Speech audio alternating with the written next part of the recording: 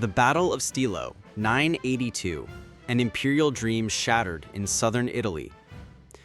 On a scorching July morning in the year 982, in the sun-baked plains of Calabria, two formidable powers collided in a clash that would change the fate of imperial ambition in southern Italy.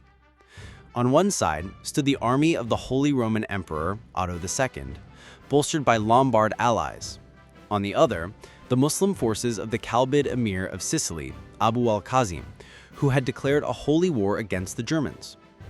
What followed was the Battle of Stilo, also known as the Battle of Capo Colonna, or Crotone, a devastating loss for the empire and a turning point for Christian dominance in the south. Background: imperial ambitions and a fragile frontier. Otto II, the son of the great Otto the Great, inherited not only the imperial crown of the Holy Roman Empire, but also a sweeping vision to extend his authority deep into southern Italy. His goal was the Renovatio Imperiorum Romanorum, a revival of Roman imperial power that spanned both Latin and Greek lands and expelled Muslim influence from the Italian peninsula. But the south was a fractured mosaic. The Byzantines held Apulia, the Muslims ruled Sicily, and the Lombards clung to their fragmented principalities in Capua, Benevento, and Salerno. When Otto II invaded Byzantine-controlled Apulia, he alarmed not only Constantinople, but also the Muslim rulers of Sicily. In response, Emir Abu'l-Qasim of the Calbid dynasty crossed the Strait of Messina in 982, launching a bold counteroffensive into the Italian mainland. Declaring a jihad, he aimed to crush the imperial forces and reassert Muslim power in Calabria. The road to conflict. Abu'l-Qasim quickly captured territory along the Calabrian coast.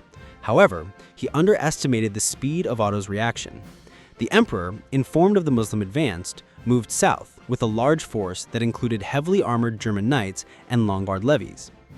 Otto II was in Rossano Calabro when he learned of the emir's movements. Without delay, he left his wife, the Byzantine-born Empress Theophano, and their children behind, along with the imperial treasury, and marched south to pursue the Muslim army. Realizing he could not escape, Abu'l-Qasim withdrew to the rocky hills near Capo Colonna, just south of Crotone, and prepared for battle. The battle begins, July 13th to 14th, 982. On the sun-scorched plain of Capo Colonna, the two forces clashed. Otto's army was composed of elite German cavalry, supported by Lombard troops from central and southern Italy. Their strategy relied on shock power, breaking enemy lines with heavy mounted assaults. Abu'l-Qasim's forces, by contrast, excelled in mobility and speed. His light cavalry and infantry, trained in the style of Muslim warfare, used rapid strikes, feigned retreats, and flank encirclements. Initially, the imperial charge was successful. German knights broke through the Muslim center, reaching the emir's personal guard. After intense fighting, Abu'l-Qasim was killed, a blow that should have broken Muslim morale. Instead, it triggered a brutal counteroffensive. From behind the hills, 5,000 hidden Muslim cavalry emerged, launching a swift encirclement of the imperial troops. The trap closed. Otto's army, surrounded and disoriented, fell into chaos.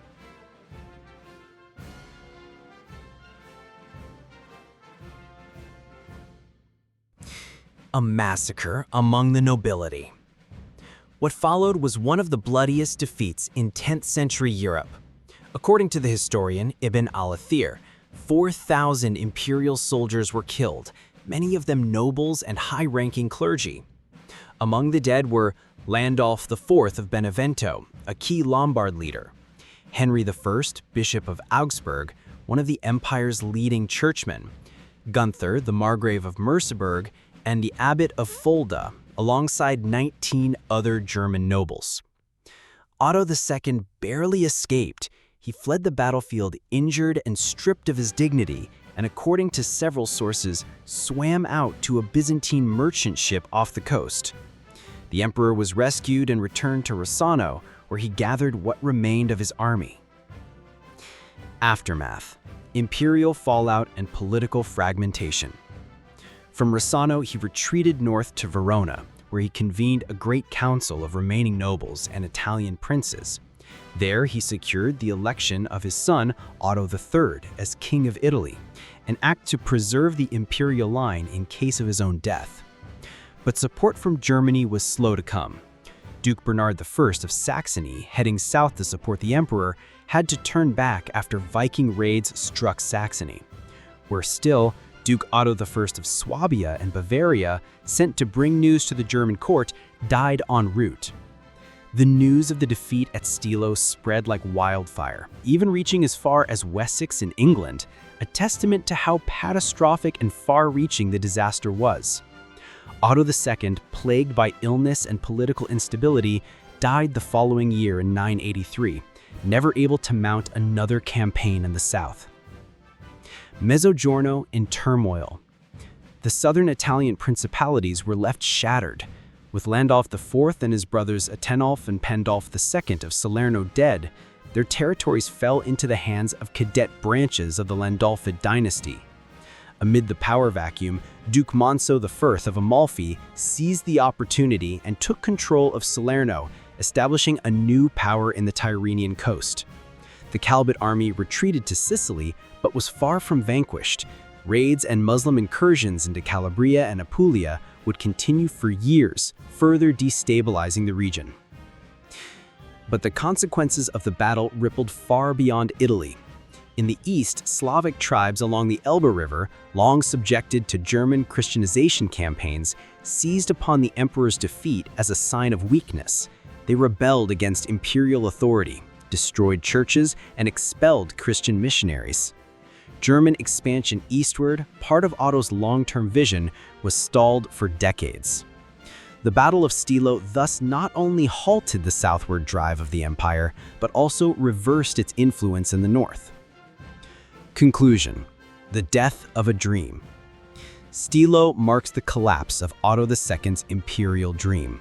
His vision of a unified Christian empire, stretching from the Alps to Sicily and from the Elbe to the Adriatic, was crushed in a single day.